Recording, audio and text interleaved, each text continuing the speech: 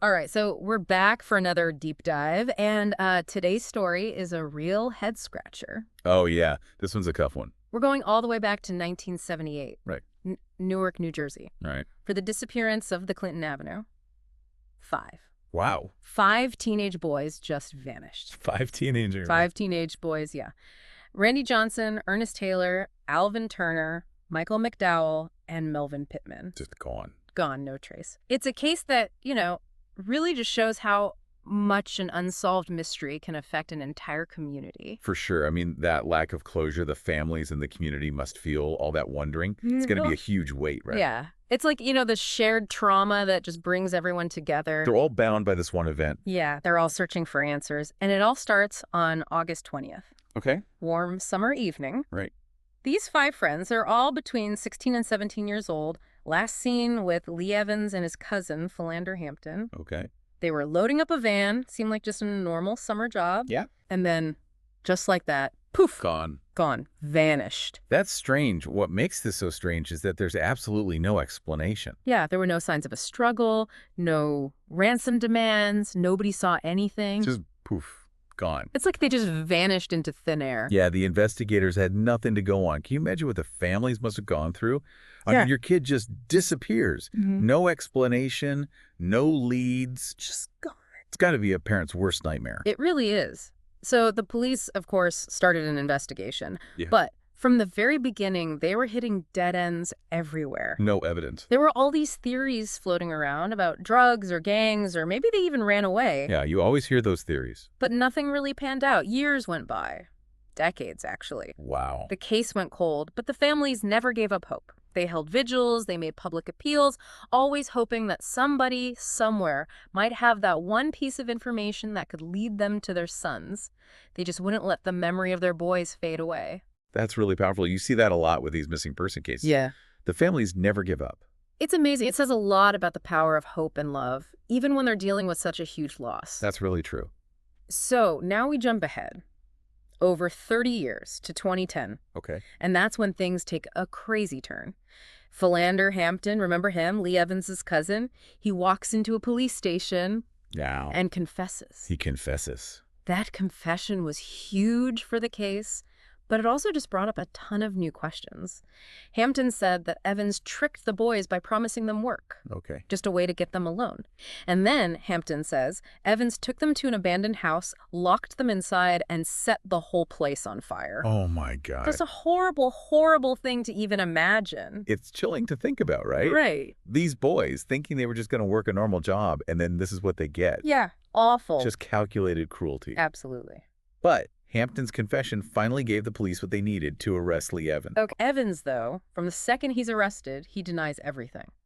Says he had nothing to do with the boys disappearing. Wow. And then he does something pretty bold. What's that? He decides to represent himself in court. He's representing himself in a murder trial. Yeah, seems pretty risky, right? Yeah. What was he thinking? Well, there are a few theories about that. Some legal experts think that he just wanted to control how his story was told. Okay. He wanted to talk to the jury directly without anyone speaking for him. Interesting. Others think that he was just desperate, maybe thought he could somehow outsmart the whole legal system. Could be. Whatever his reasons, it definitely made an already complicated case even more complex. Absolutely, yeah. It set the stage for this dramatic trial. The whole city of Newark was captivated. The case of the Clinton Avenue Five was back in the national spotlight. Wow. So this trial, you can imagine, was pretty intense. Well, I bet. Lee Evans, with no legal training at all, Yeah. going up against these experienced prosecutors. Wow. Courtrooms packed, media's everywhere, everyone's watching. The pressure must have been unbelievable. Yeah, and after 30 years, all that speculation and grief, You could practically feel it in the air.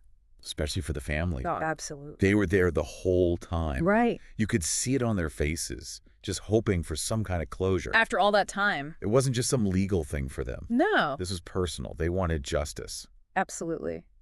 And Evans, in his defense, kept bringing up the fact that there was no physical evidence, Right. no bodies, no DNA, no forensics connecting him to anything. Makes sense. He kept saying, where's the proof? And he had a point. Right. Yeah.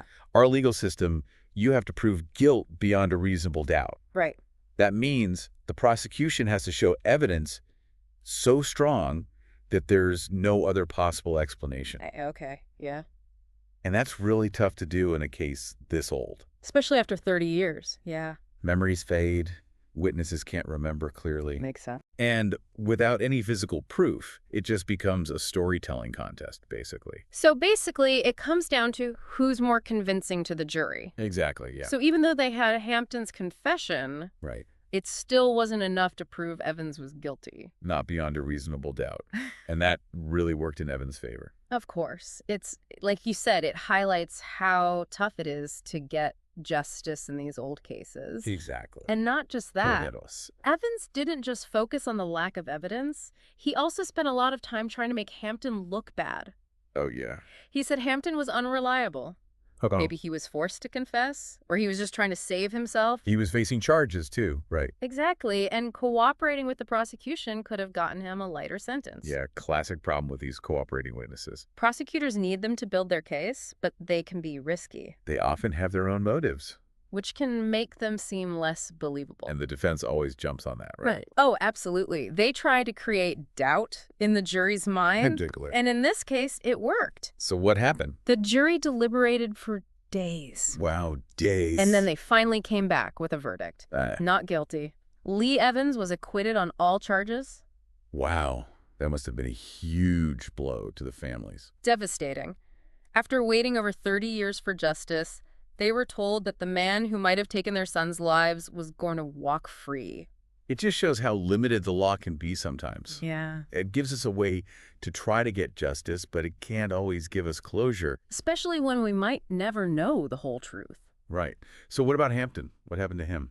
Well, because of his plea deal, Okay. he got convicted on lesser charges. Right. He got a 10-year prison sentence. 10 years. That doesn't seem like much, considering what he confessed to. Yeah, a lot of people were outraged. They thought it was way too light. I can imagine. They felt like he got away with murder. It's a tough situation, though. Yeah.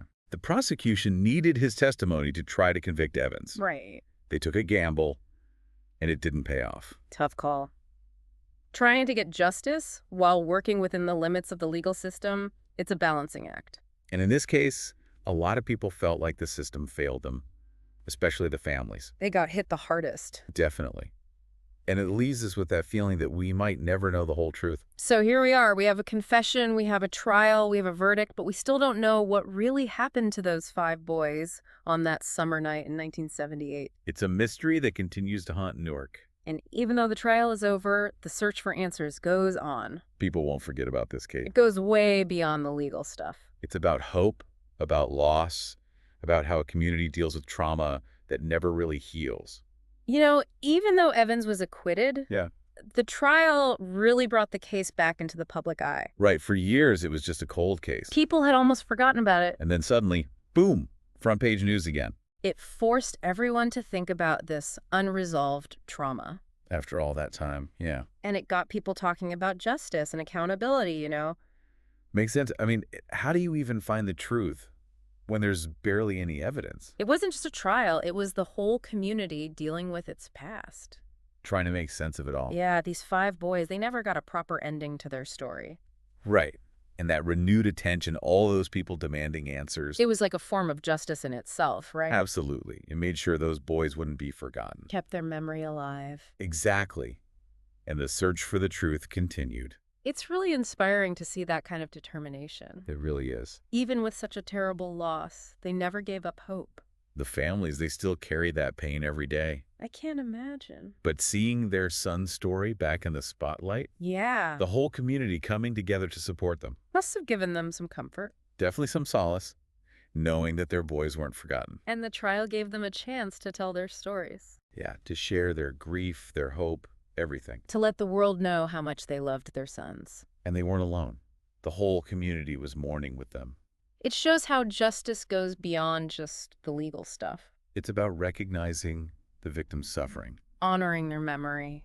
and helping people heal, even if it takes a long time. It's about that hope that someday the truth will come out. Yeah, that those missing pieces will finally be found. That's what keeps the families going. It keeps the memory of the Clinton Avenue 5 alive. This deep dive into their case has taken us through so much. Yeah. Unanswered questions, legal battles, so many emotions. It's been quite a journey. We started with a mystery. 5 boys vanishing without a trace. Then a shocking confession. A controversial trial. And in the end, a community that still feels like justice wasn't served. It makes you think about the limits of our legal system About the power of hope, even in the darkest times. and how hard it is to find truth and healing when there are so many unanswered questions.